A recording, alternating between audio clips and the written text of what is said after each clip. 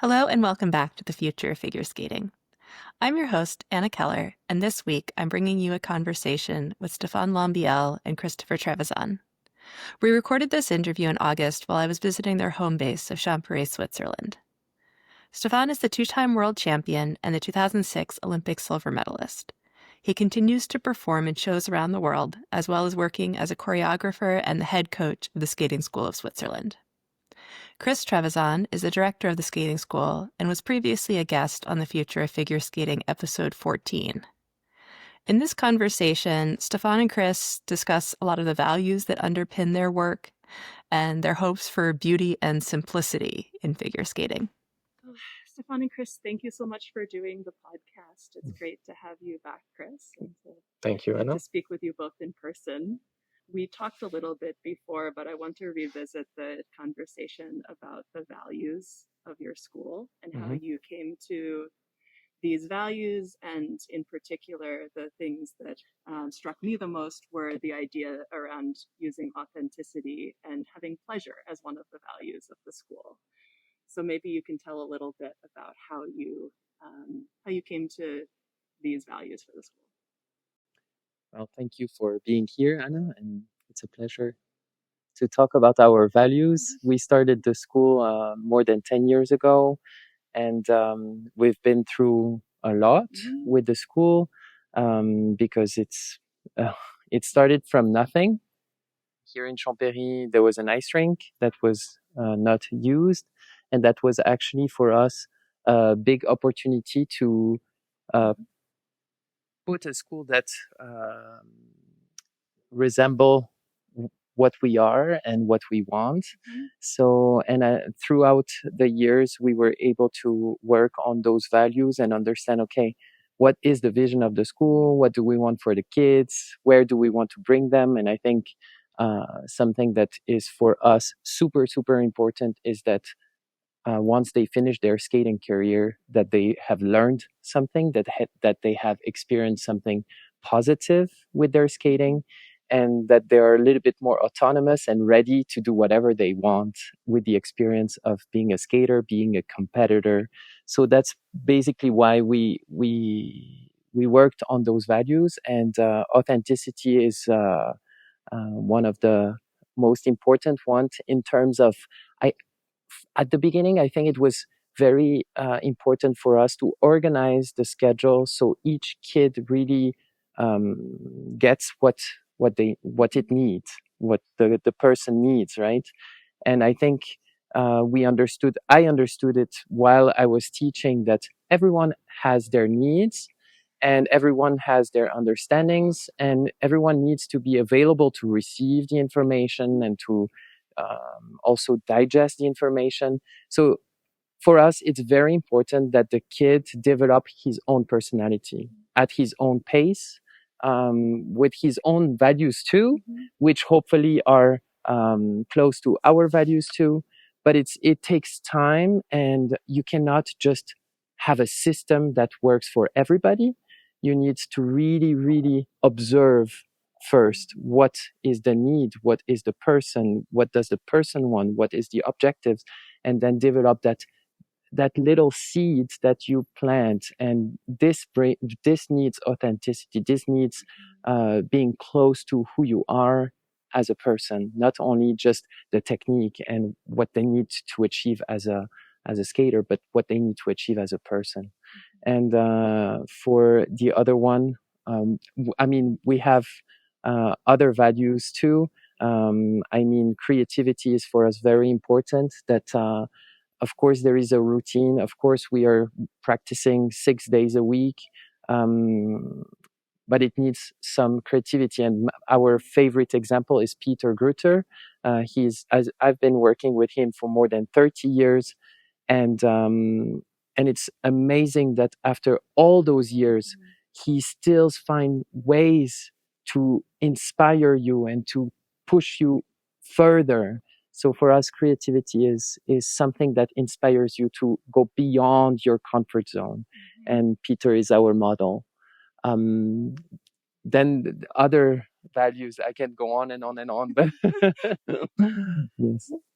And I thought it's so interesting that among these values that you also keep pleasure as part of it also.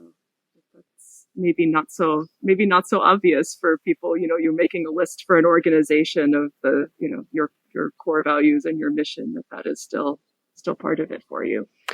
Yeah, I think in sports in general, something that is pretty obvious is discipline and technique and all those things that everyone is going to work on. That's not something that you need to specify. It's like gravity. It exists and you cannot go against it. And I think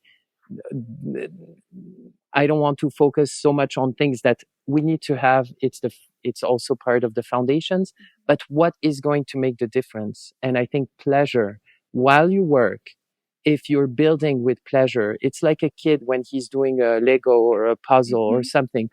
If he has the pleasure to do it, he will do it and he will not stop. Without pleasure, it will be very short. And what we want is longevity for our skaters. So pleasure is the key for longevity. Yeah, I think sometimes there's a false dichotomy between performance and pleasure, as if you have to suffer to be good, and that all of this is somehow a requirement to achieve the highest level of performance. But really, I think it's not that at all. Of course, there's discipline. Of course, there's hard work. But when you can do all that and have pleasure at the same time, I do think you go much further. And it's not just in the training; it's also in the performances. I think the performances that for sure I connect to the most are the ones where I can see clearly the skater is enjoying themselves. They're having a good time from the start, and not just at the end when everything is over, or when they finally get their score and then they're happy because of the score. I want to see them happy because they've been enjoying the entire performance and the process leading up to that, ideally. So yeah, I think that's something that I appreciate more that as I get to know. Pause with the bell, but it's fine. We're in a mountain village. There is a church. The bells ring every half hour. 30. It keeps us on track. Yeah. I think it's obvious to anyone who is spending time here and watching your training how much attention that you are giving to every student, not just the top students, those who are on the pathway to the Olympics, but to everyone. And I'm curious sort of why it was important for you to have a school that is teaching from the learn to skate through to the elite level of skaters, and also with that diversity, how you make the feeling of a team for all of those skaters. Well, on one side, we have criteria to organize our lesson plan and our organization and the way we function. And also, it's not only about levels, but also different federations, and each federation has its own system. So within all those systems, I think, first of all, it's important that there is of the values that we have that guide us forward. And then just the rules of the skating union, of the federations, of our schools. So we implement those rules in order to have boundaries. And within those boundaries and those rules, to give freedom to each of the skater to develop at their own pace. Of course, there is a timeline to respect, and if you don't make it, there is another path for you. But everyone has their path, and everyone has their space to develop, to skate, to enjoy, to compete or not. It's really, free to them, and it's up to them. Of course, we want them to be competitive. We want them to win at competitions. But it needs to, I think from my experience as a skater, it needs to come from the inside.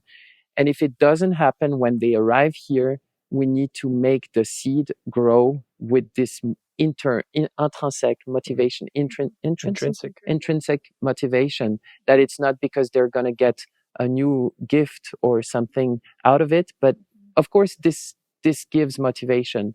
But if they can understand that it's for themselves, and they're going to be more efficient in their work. And at any level you can practice. At any level you can improve yourself. At any level you can learn something. So it's our responsibility to feed them with their needs, and when I see their eyes shining and willing to learn, I'm eager to give them what they need and feed them. And the best thing for me is a skater that has hunger, that wants to learn. And then at any level, I'm happy to teach.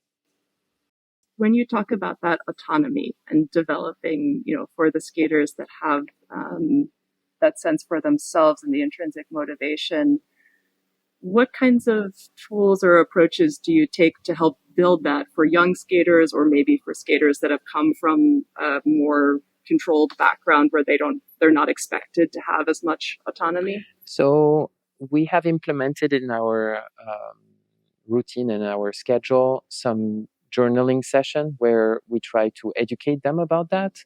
There is one seminar that we do also during the novice camp, which is our younger age camp, where we talk about different subjects. One is athlete's life, and we try to give them the keys. And like Chris was mentioning, hard work is pretty clear. When you come and you practice 5 to 6 days a week, it is a big step in discipline, in commitment. This is clear. What they need to understand is that once we go on the ice, we need to warm up. What is the reason of the warm up? So you need to teach them. You need some of them needs to be convinced, right? So you need to explain them why you warm up. You need to, of course, warm up your muscles. You need to activate the joints so the joints are ready to go. Your mind needs to be aligned with all this, and your cardio needs to have a certain level of heartbeats per minute. So while you're teaching that, you need on the side to also make the action of it. So that's why we also supervise some warm up. Of course, we want them to be autonomous when they arrive at the rink. Maybe we are coaches, we are on the ice teaching already. So we want them to be responsible and do their warm up. But it's very important also, we have seen and experienced that it's very important that we supervise so they know how to go through it and they know how to responsibilize themselves for those kind of things. Regeneration is the same thing, a cool down once they finish their week, to just give their body a nice moment of recuperation so they can wrap their week and they can also reflect. The cardio is a good moment for just letting go and starting their day off. Do you sometimes have to talk to skaters, or maybe even, Chris, to the parents, that, there is value in not just the coach tells you what to do every single second on the ice, and that maybe this is important for the skaters to learn for themselves how to do things? Yeah, of course, that's part of the things that we explain during the onboarding. And usually they will have experienced this firsthand after a few lessons. One thing that that is, part of the organization of the lessons is that the skaters are supervised on average 50 to 70% of the time. So it means when there is an ice block of 1 hour, say, there'll be on average, about 40 minutes in a lesson, and there's going to be 20 minutes of the session where they are working autonomously. And so as when they're younger, they still have to learn, when I'm alone, what do I do? Well, okay, I have a program, competition next week, maybe I can do my program again, or I can work a little bit on this exercise that the coach explained to me during my lesson.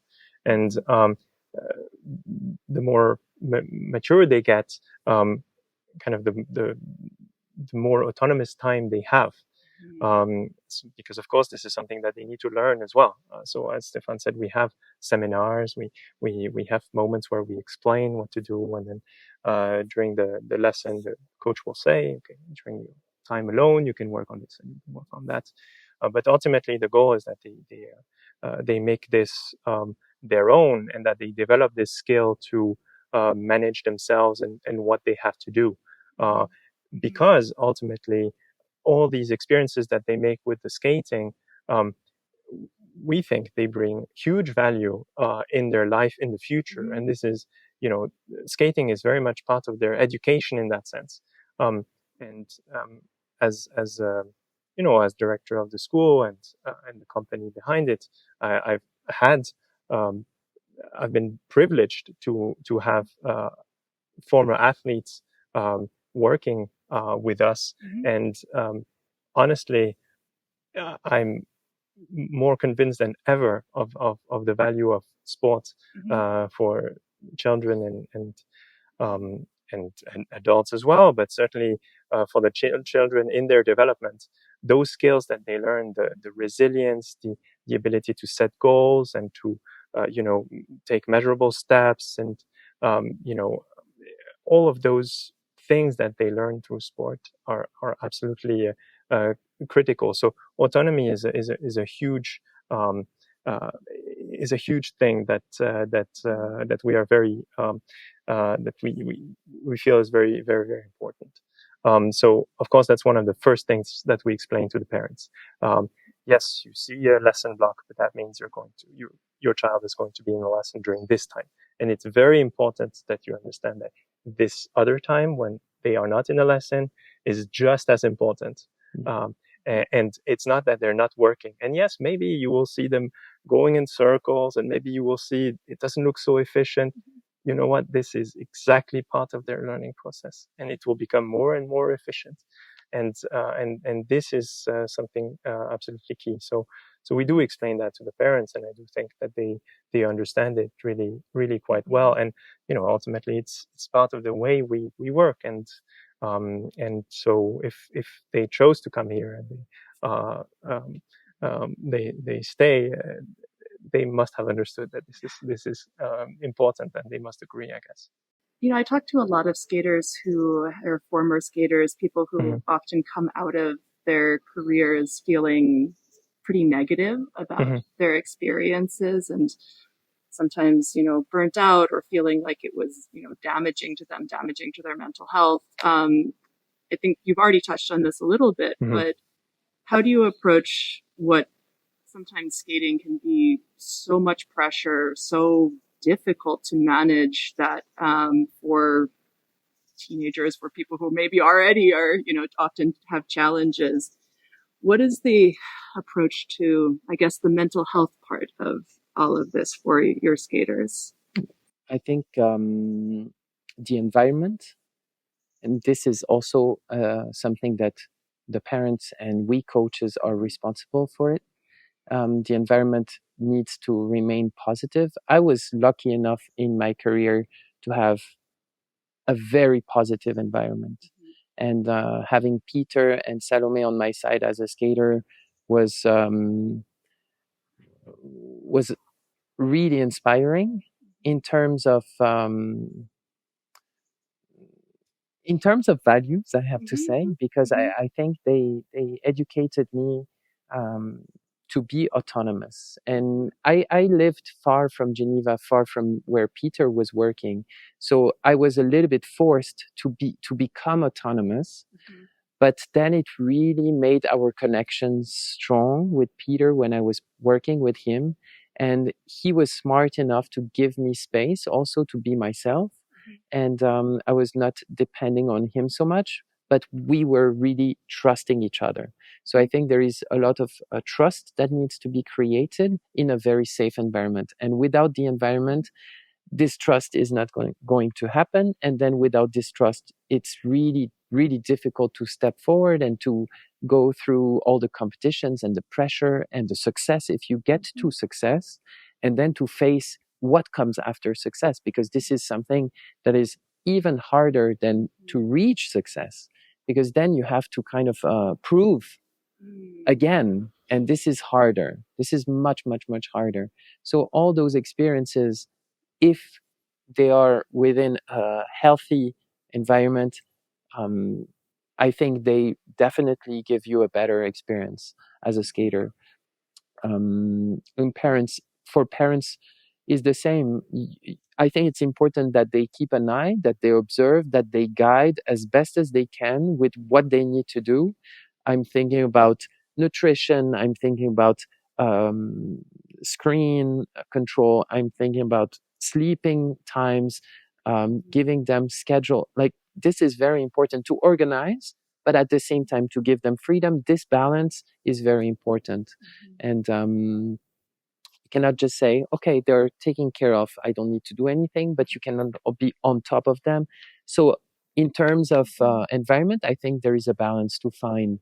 And once you get there, it's also difficult to keep, because the kid evolve, and once they are at the teenage years, you face other problems. And then, like I just mentioned, when you face a success, then you face another situation where you need to react a little bit differently. So it's a constant balance that you need to work on. I want to shift a little bit to talking a bit about figure skating in the broader picture and the judging system and the environment that we're all in. I think there's a bit of a debate right now about whether there is room in figure skating and in the judging for subjectivity and for, in some ways, for that kind of individuality within the rules. And I'm curious if you think that there can be subjective judging in an artistic sport and still keep it fair. And those sort of, maybe those are two, the value of creativity and the value of fairness and in sport sometimes feel like they're in conflict. And so I'm curious how you reflect on all of that.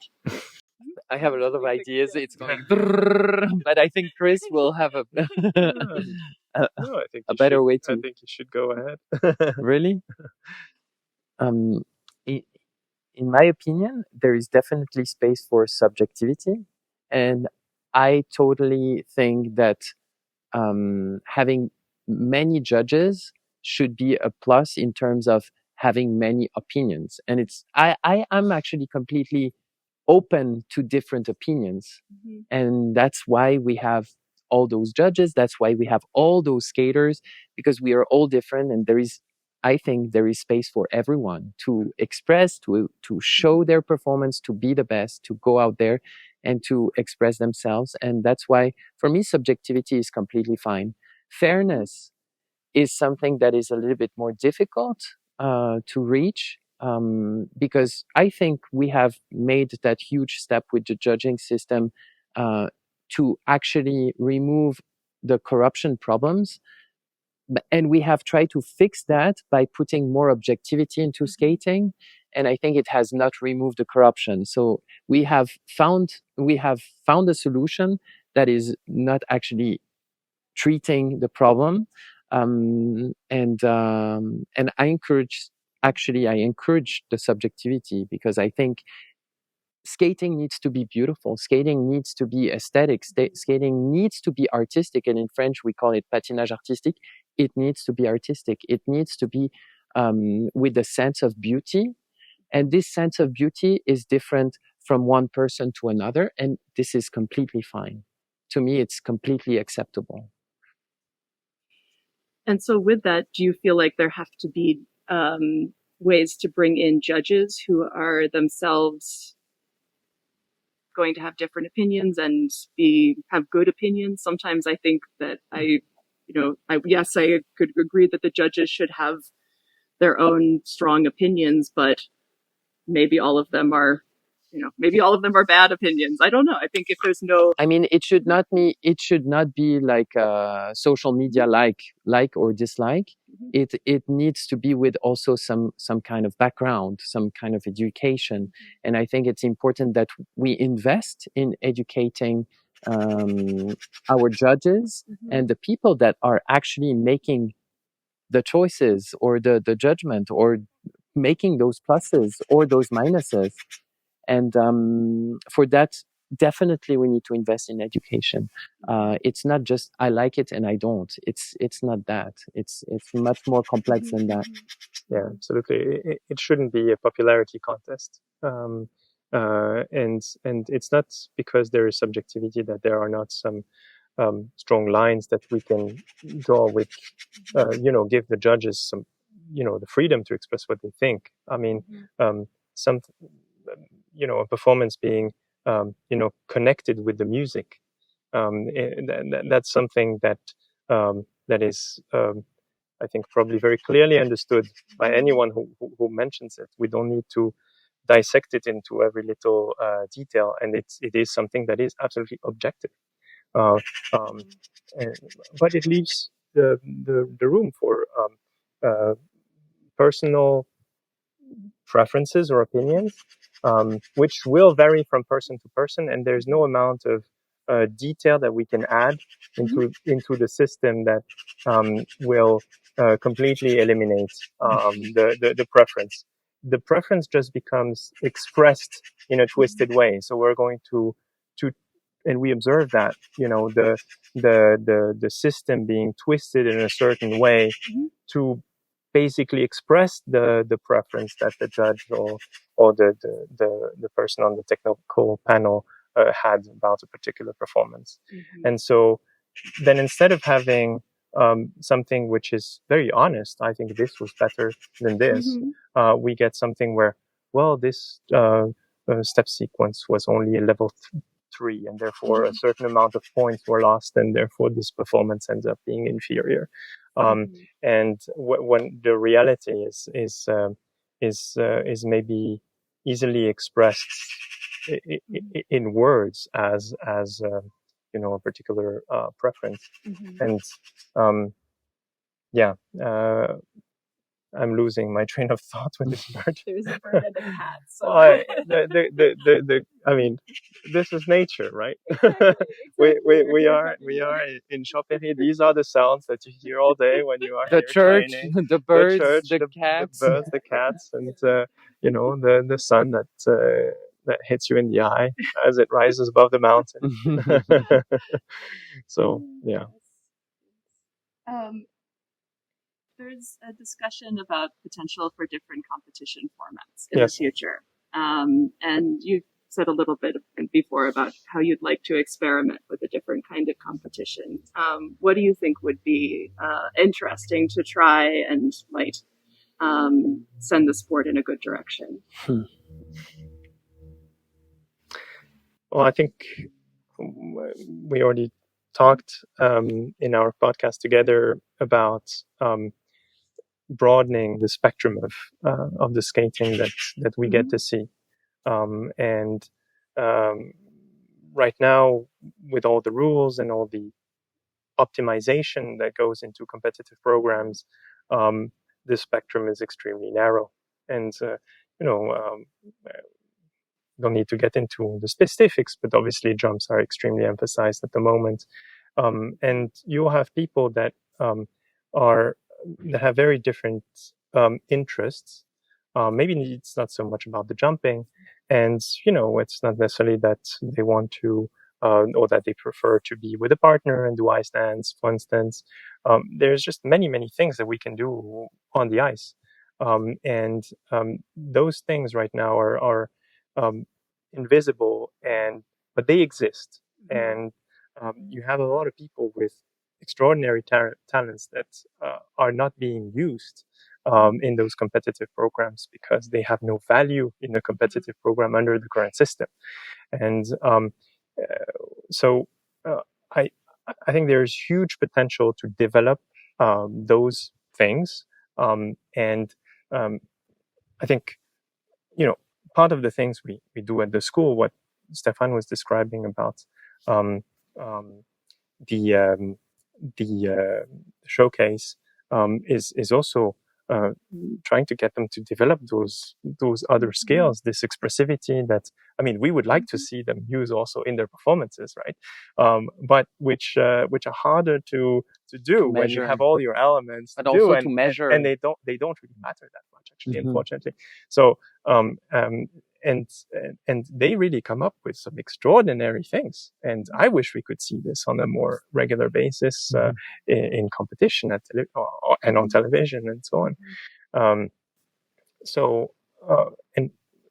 And for that we need to somehow find a way to give this value, to make this comparable performance to performance, if we want this to be a competition, and a competition that is fair.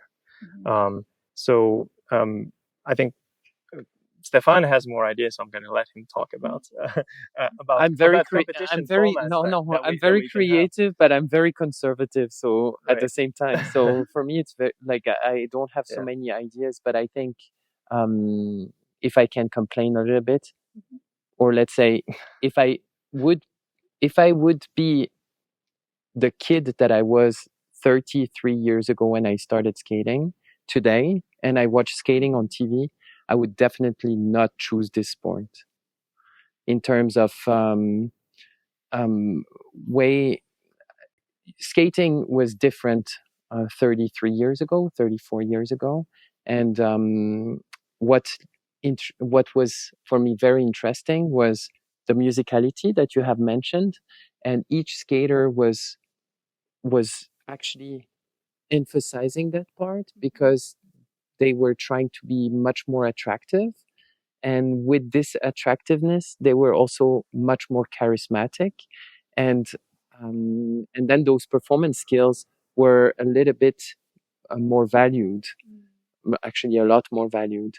And I remember being a kid and watching that on TV. And I remember going in my garage downstairs where I had a lot of space to perform, and I was reproducing the competition with all those characters, and it was very clear to me what is the difference between each of them, right? And nowadays, skater A, B, C, D, E, they do the same thing with the same elements, with the same content, with the same way of doing things.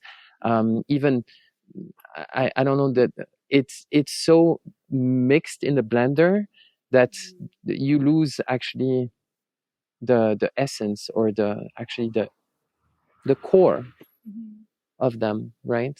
So I don't have a format that I think would fix everything, but I know that I would not choose this sport if I would start, or if I would need to choose a sport today.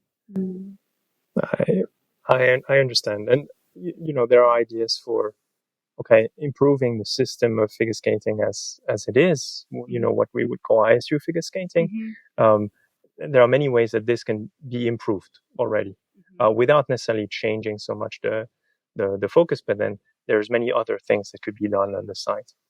And I'm just on top of my head right now, but one thing that I love to see every year is the improvisations that the kids come up with, especially in their dance classes. So they have segments where they're going to work on something, and there's maybe an idea that they have to personify, and an intention, or an intention, or an image, generally something, a broad concept, and then they come up with the movements that are going to match this idea, and I find it absolutely fascinating because, first of all, they are very creative, and second, in a short amount of time, they're able to create something that's really good. And I would very much like to see more improvisational skating, meaning maybe you receive a certain instruction, you draw something, and perhaps there's a music, or perhaps you draw music and an idea, or whatever it is, and or everyone is given the same. I don't know. We have to try things, right? But the idea is that they would have a certain amount of time to conceptualize something, maybe try it out during a practice session, and then present it. And then there's a fixed amount of time, and they have to do this more or less by themselves. I think it would really be interesting to see these things being, instead of being worked on for a year or more in some cases, that you see something that's much more fresh, much more authentic, because it's really coming from you right now. This is you need to come up with something that's going to be interesting for people to see. So this is just one example of something that we can do, and there are many more, and for sure we're not going to come up with the right thing right away, but if we can just, as I said, broaden the spectrum already just a little bit, I'll be very happy, because it will also grow the community of skating, because there are many people that either don't start as Stéphane wouldn't today, that we would somehow never have in our community, and all this talent, all this creativity that we would just never get to experience. So if we can do this, and then have more people interested in skating, have more people watching skating, because there are more things to watch, and those things are more interesting, at least to a new segment of the audience. I think that would be a benefit to everyone. So you're a center of excellence here, and you have that role with the ISU. And would you like to see more involvement of coaches and sort of the professional experts in the sport into this process of rulemaking and how these decisions are being reached? Definitely. Yeah, I mean, very much. we were super excited at competitions when we went to the coaches meeting, which was new 2 years ago. And it was nice to see that we actually all agree on many things, and we all have this interest of trying to make it better. So I think there is the motivation from all coaches, and the community needs to get together to talk about it, to discuss. And of course, coaches, we are every day on the ice, and we face every day similar problems that we can talk about, and we can find ways to fix it. So it's definitely something I would push further, not only at main events, but throughout the year and throughout the next years, definitely to discuss solutions to what we face. Yeah, right now, until, or I should say, until this summer, the process for changing rules or program contents was extremely slow, because a lot of things can only go through the ISU Congress, which happens normally every 2 years. And so the technical committees have some things that they can do directly, and we do see little updates year to year, but those are generally speaking very small incremental changes. And then anything bigger than that, for instance, element requirements that required until this summer a change in the ISU constitution or rules and regulations, which can only happen at Congress. And now with the revision of the Constitution at the Extraordinary Congress this summer, my understanding is that the technical committees will have more more ability to change the rules and bring those changes into effect faster. And so I'm happy to see that there is going to be more reactivity. Now, of course, we need to be implementing the right things. And so there are people on the technical committee that are very close to the community, and that are really interested in what the coaches and the skaters have to say. And it's been really great to have many exchanges discussing all of that. And I do think we need to promote this as much as possible. We really are all trying to just make skating as good as it can be.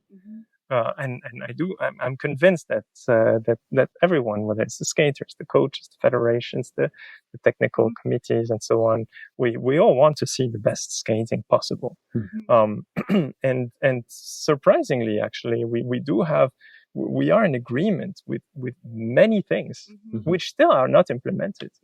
And so part of why that is, I think was connected to Congress having to approve everything, because also at Congress, it's no longer necessarily the people that are on the ground that express their opinions. It's federations, and there are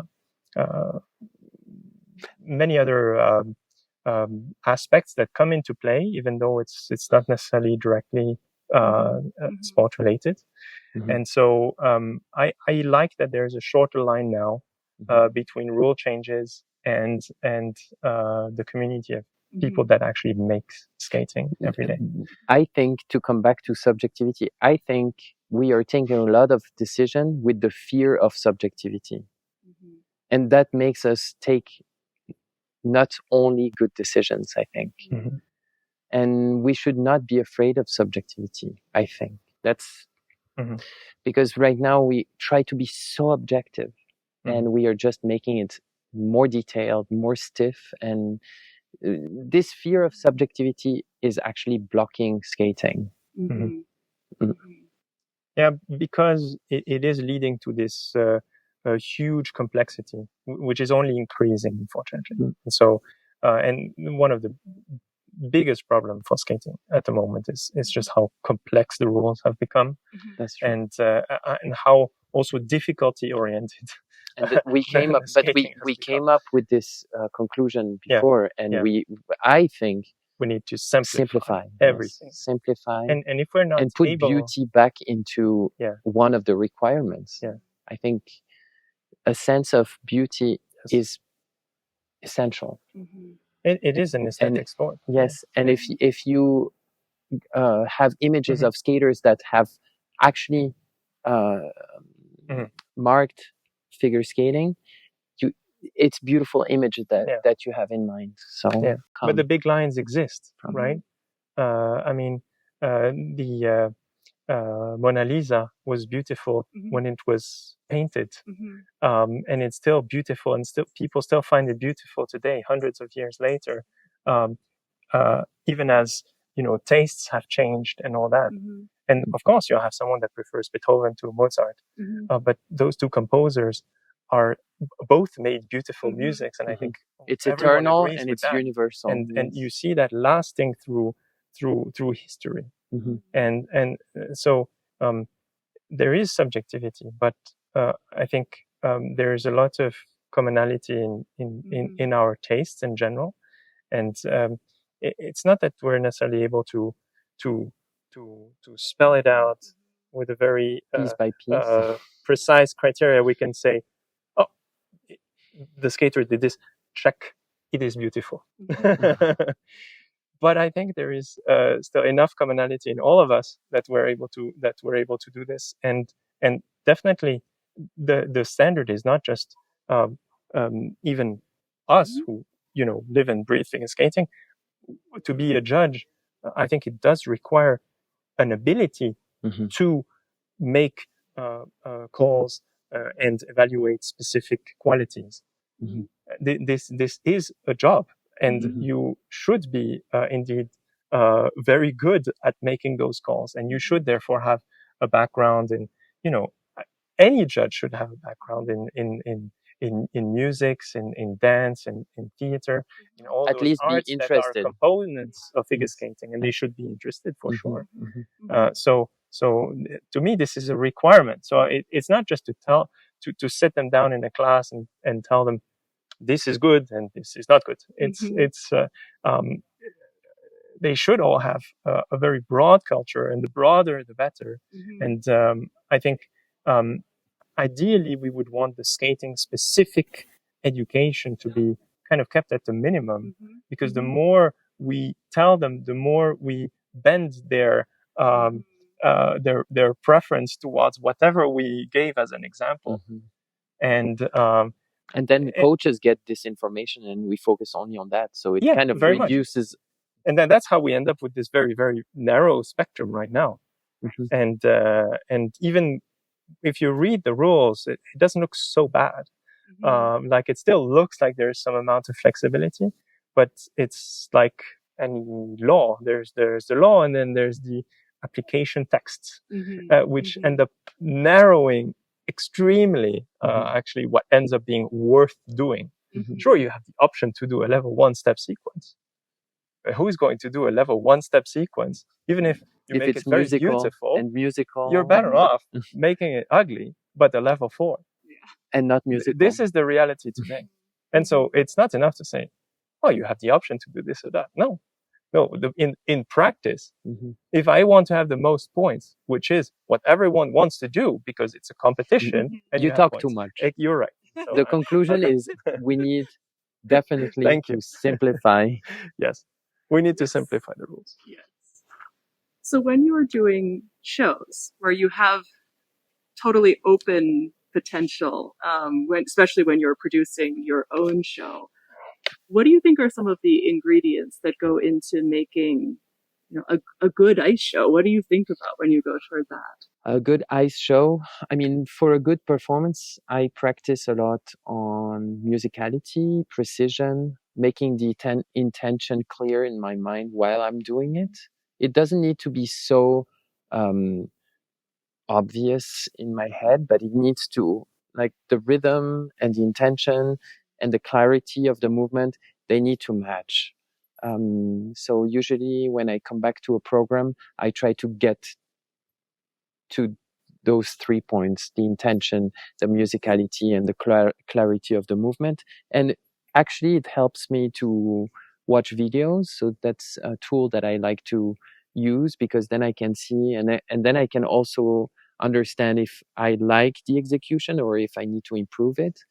In terms of show in general, I just did Shoma Uno's tour, and I really enjoyed his show because it was quite different than other shows.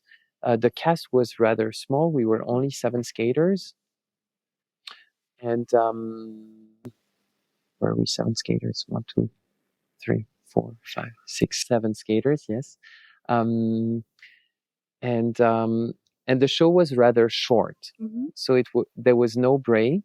It was an hour and 15 minutes, so it gives a good rhythm to the show with different numbers. The choice of music was really inspiring because there were many musics that Shoma used as a skater, so it reminded me a lot of great moments. And I think for sure the audience there was able to, just when you hear the music of Bolero, it already starts boiling in you. So, and that was the music starting before the show. So it was a nice feeling, So those memories are special, but to create that atmosphere, and with the music selection and with the rhythm, so we had some very powerful skate with the group numbers, and then we had some very, very quiet moments, and then this surprise with Marine and Shoma skating together to this very romantic, beautiful piece. So there was just a very nice rhythm throughout the show, and with a lot of memories, but at the same time, good surprises. So it requires, I think, passion, and I think Shoma was very involved in this project, and he was a great leader, and I was so impressed to see him direct us, and he knew my steps, he knew the other skaters' steps, he knew everything.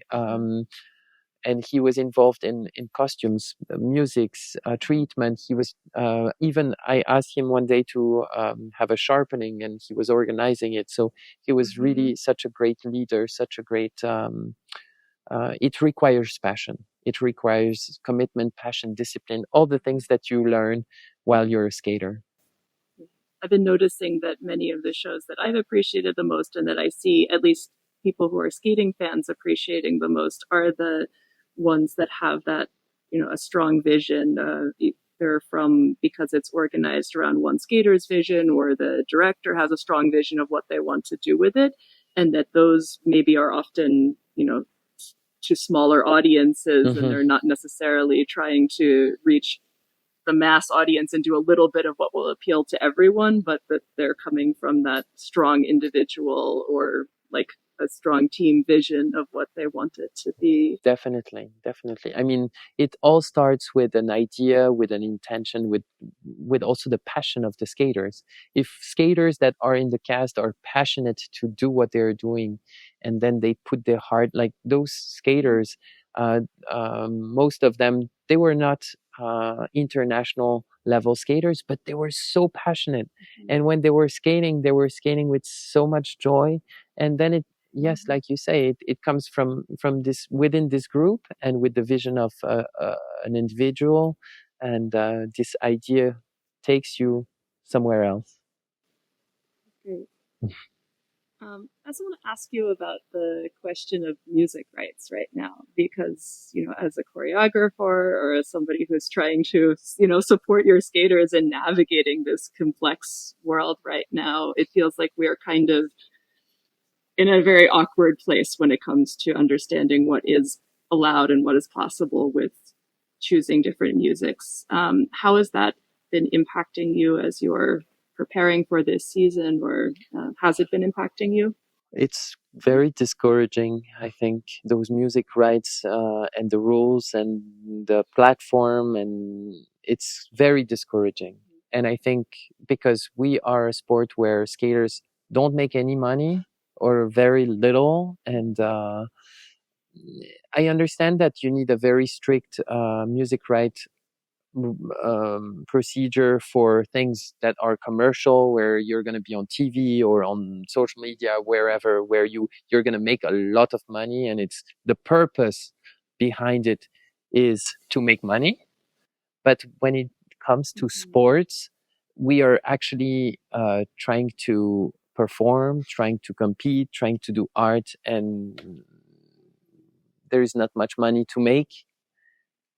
So I don't know why we have to be so restricted. And it actually, I think that our sport is a great diffuser.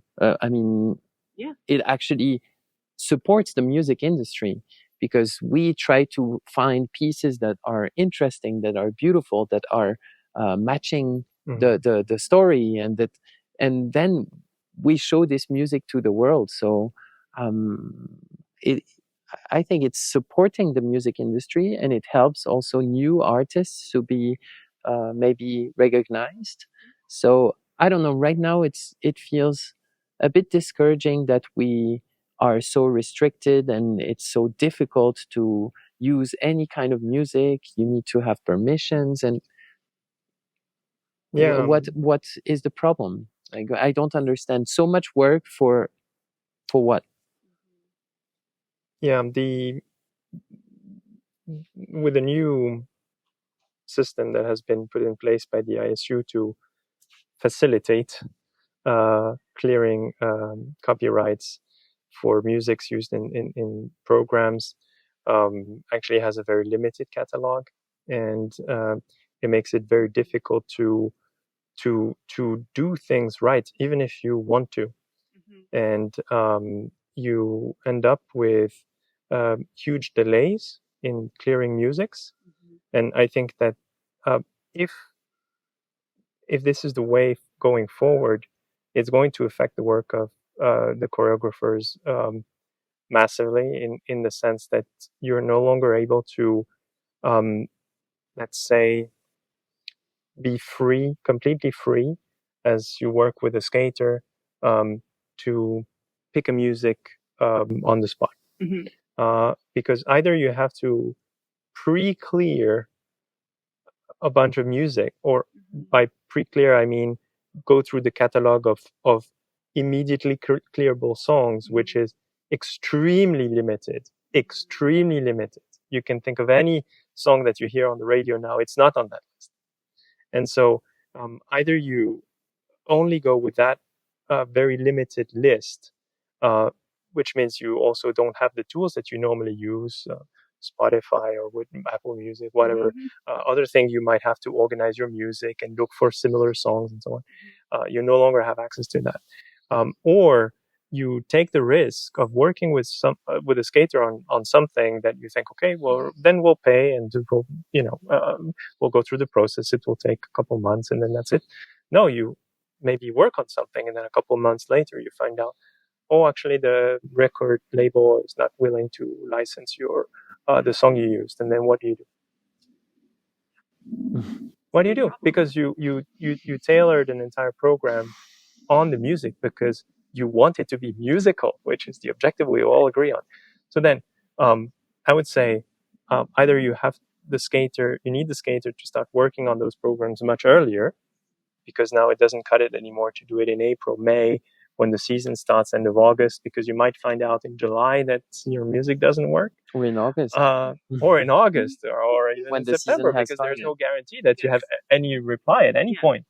So so then either you have to start very early, which means you're going to work on something that maybe will not reflect the skater's, evolution in the following months.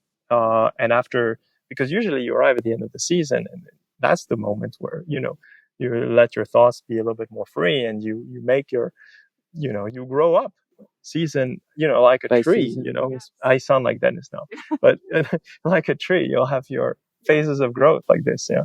And so you come to the end of a season, and then you start something new. Right. And it's I think in the world according to Garth, the only way to grow is to come to the end of something and starting something new. Yeah. So then if you start too early, then you're going to miss that evolution, and then you'll come up with a program that's maybe not so current for the skater. And so I think it introduces all sorts of problems like this. And really ultimately my gripe with all of this is also that I think that it's really up to the organizers of the competition, and they're specifically the ISU, to handle those music things, because they're the ones organizing the events, benefiting from the events, and they're already having to pay for the rights to broadcast the music or play it in the arena. The TV channels already pay these rights, and forcing the little guy in this equation, the skater that already makes no money, has no legal department to handle things like this, to handle this very complicated issue, I think is unfair. And I really hope that competition organizers, the ISU, take the responsibility to find a way that we can preserve the creativity that we want to have and the musicality that we want to have in figure skating, because this is an essential part of the sport. Otherwise, we can have all the skaters skate to elevator music. No, and then I have a better idea. and then it's fine with regards to copyright. But then, I'm not gonna stick around for that, because I'm not interested in that. Go ahead. I think we don't need any music anymore. Well, but then it's a different sport. Yes, but that's the sport that we are. But I mean, this is where we're going. My fear is that this is where we're going, and yeah.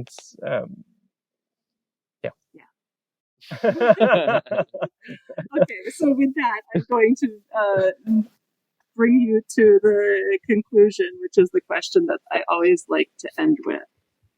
What do you hope for from the future of figure skating? What do I hope for? What do you hope for?